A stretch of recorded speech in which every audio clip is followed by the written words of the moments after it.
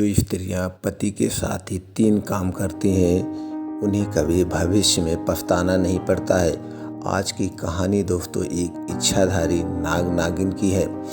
एक समय की बात है, एक देश में एक जमींदार रहता था। वह जमींदार बहुत प्रतापी और बहुत दयालु था। उसके रहते हुए उसकी प्रजा कभी कोई दुख नहीं रहता था, क्योंकि वह हमेशा अपने राज्य का भ्रमण किया करता था। वह हमेशा देखा करता था कि हमारी प्रजा में कहीं किसी को कोई कष्ट तो नहीं है। वह बया बहुत दयालु था। वह इसलिए कि हमारी प्रजा का हमें आशीर्वाद मिलता रहे, जिससे हमारे जीवन में कभी कोई कष्ट न हो। एक बार वह अपने सैनिकों के साथ भ्रमण करने निकला था कि जाते जाते उसे एक घर से गुजर रहा था। एक घर से गुजर रहा था, एक आदमी निकल रहा था अपने घर से जाने के लिए, प्रदेश कमाने के लिए। तभी जमींदार उनके घर के सामने पहुंच गया और वह रास्ता कट गया, देख लिया। तो उसकी पत्नी पीछे से देख ली और कही, अरे रुक जाओ, अभी उधर से जमींदार साहब जा रहे हैं, तुम्हारे आगे पड़ गए हैं, तुम्हारा काम नहीं हो पाएगा। यह आराम से बोली, लेकिन वो जमींदार ये बातें सुन गया। जब वो जमींदार ये बातें सुन गया और वापस लौट कर आता है, उस औरत से पूछता है, ऐसी क्या बात है बहन जी कि जो हमको देख करके आप उससे बोल रही हैं कि रुक जाओ, मत जाइए, बाद में जाना। हम क्या, अब हमारे अंदर क्या ऐसे अपशगुन है? क्या मैं रास्ते में मिलना मेरा अपशगुन है? यह सोचकर वह स्त्री कहने लगी, नहीं जमींदार साहब, ऐसी कोई बात नहीं है। लेकिन जमींदार ने कहा, तुम्हें बहन बताना पड़ेगा, क्या है? औरत बोली, नहीं जमींदार, हम कहेंगे तो आप हमें मृत्यु दंड दे देंगे, हम ऐसा नहीं कह सकते हैं। फिर जमींदार ने बोला, नहीं, अगर तुम नहीं बताओगी तो हम मृत्यु दंड दे देंगे, लेकिन तुम्हें इस बात को बताना होगा। ये हम आश्वासन देते हैं, हम तुम्हें कुछ नहीं करेंगे। तुम्हारी सिर्फ हम भावनाओं को, तुम्हारी बातों को हम भी समझना चाहते हैं, हम भी जानना चाहते हैं ऐसा क्या है। फिर वह औरत कहती है, जमींदार साहब, जिस आदमी की कोई संतान नहीं होता है, जिस औरत की कोई संतान नहीं होती है, अगर वो सामने मिल जाती है तो कहा जाता है उसका काम नहीं होता है। वह रुक जाए या दूसरे दिन जाए या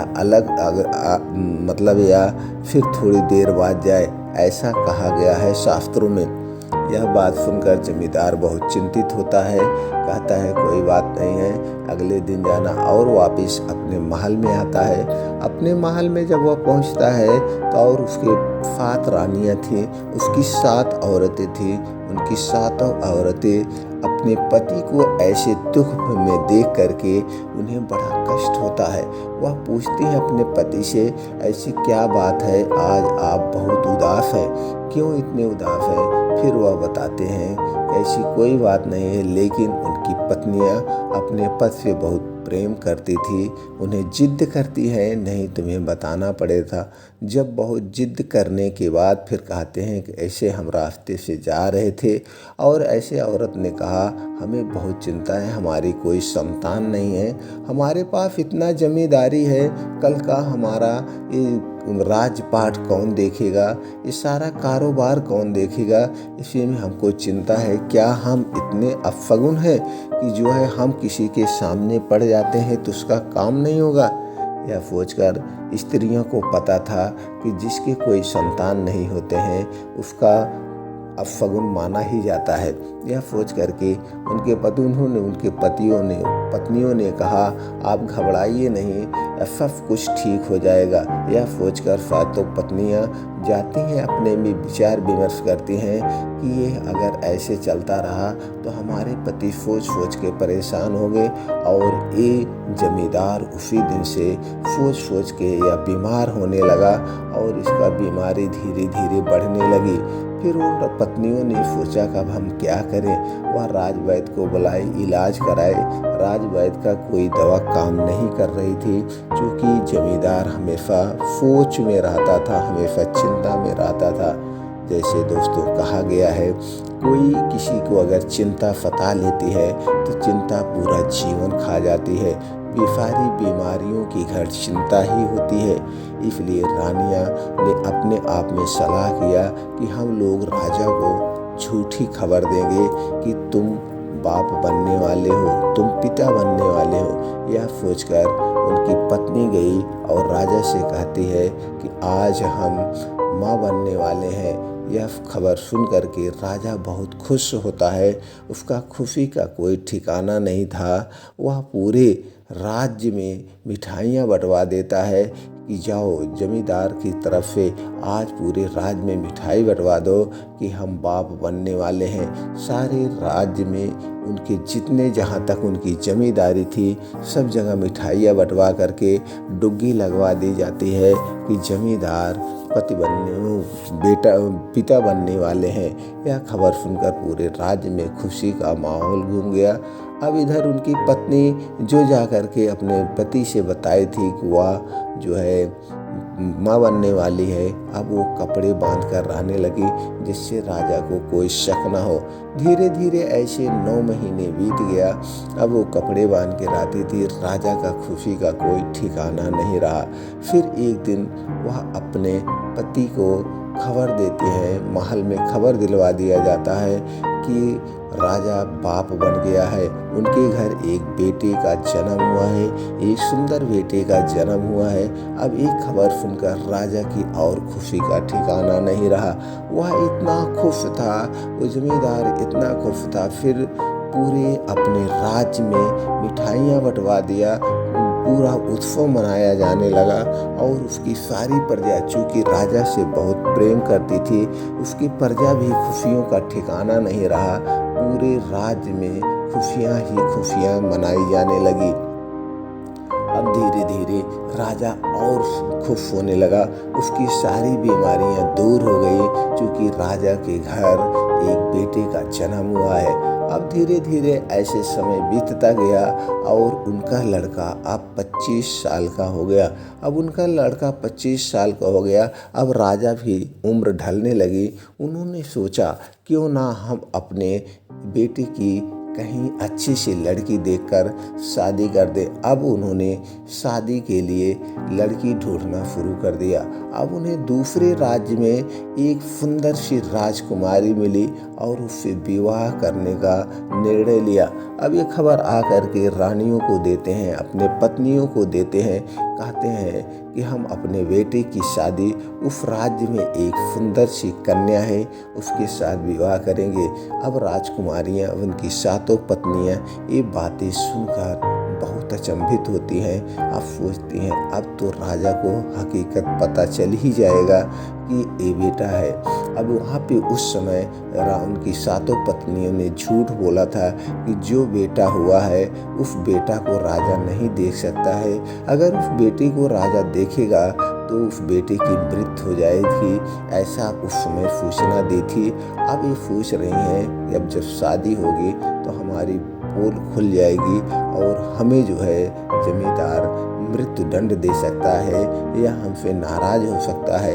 आगे की कहानी कुछ भी हो सकती है। यही सोच रही थी कि अब शादी के समय तो बात खुली जाएगी, लेकिन उस समय हम लोगों ने झूठ बोला था। तब राजा ने यही सोचा था कि चलो कम से कम शादी के बाद तो देख लेंगे। अब जब शादी की खबर आकर अपने पत्नियों को देता है तो फिर उनकी पत्नियां कहती हैं लेकिन एक कारण है इसमें। आपको उस समय कुछ ज्योतिषियों ने बताया था कि आप अपने बेटे का मुंह तब तक नहीं देख सकते हो जब तक दुल्हन घर पे नहीं आ जाएगी। तब जमींदार ने सोचा चलो ठीक है, 2-4 दिन की बात है, शादी के बाद तो कम से कम मुंह देख सकते हैं। यह सोच करके राजा तब भी बहुत खुश होता है। चलो कोई बात नहीं है। अब इसके घर से बढ़िया से शादी की बारात निकलती है। राजा को जो है खुशी का कोई ठिकाना ही नहीं रहा। अब रानियां सोचती हैं हम लोग क्या करें। वो लोग फिर एक मोम का गुड्डा बनाती हैं, एक अच्छा सा बड़ा सा राजकुमार बनाती हैं और पालकी में बैठा देती हैं। राजा से कहा जाता है जमींदार से कहा जाता है तुम आगे आगे चलिए, ये पालकी आ रही है, इस पालकी को कहाँ लेके जाएंगे, आप इनके साथ नहीं रहेंगे क्योंकि आप इनका मुंह नहीं देख सकते हैं। अब वो जो जमींदार की 7 पत्नियां थीं वो पालकी और बारात के मंत्रियों को बुलाकर कहते हैं इस पालकी को कोई देखेगा नहीं, राजा भी नहीं देखेंगे। तो सारी जो रानियाँ फातों बताई रहती हैं उसी बातों का पालन किया जाता है और पालकी निकल पड़ती है। पालकी जा रही है बारात के लिए। अब वो जंगल में जब पहुंचते हैं तो जंगल में पहुंच करके वो लोग थक जाते हैं क्योंकि अगला राज्य बहुत दूर था।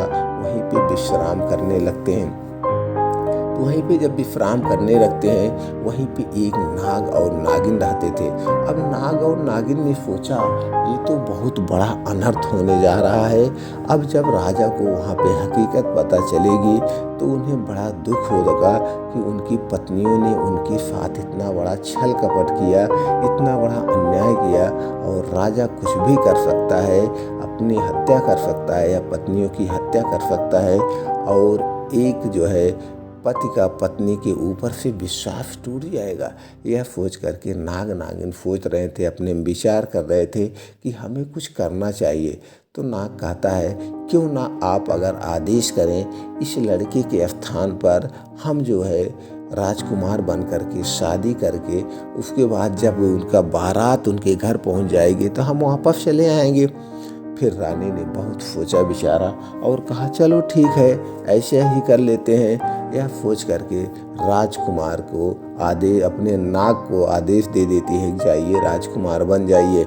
अब नाग राजकुमार बन करके पालकी में बैठ गया और बारात जाती है। अब बारात जब घर पहुंचती है दूसरे राज्य में, दूसरे बहुत बड़े जमींदार के घर। अब जमींदार इतने सुंदर राजकुमार देख करके बहुत खुश होता है, उसे खुशी का ठिकाना नहीं रहा और अपने सैनिकों से कहता है जाओ राजा के घर रानियों को एक खबर दे दो कि हम बहुत खुश हैं और वहाँ पे फिर जश्न मनाया जाए कि हम उनके इस राजकुमार से इतने सुंदर जो बेटे का जन्म दिया है, इस बेटे से हम बहुत प्रसन्न हैं, हमारी बेटी उसके साथ बहुत खुश रहेगी। यह खबर आके यहाँ रानी साहिबा को दिया जाता है।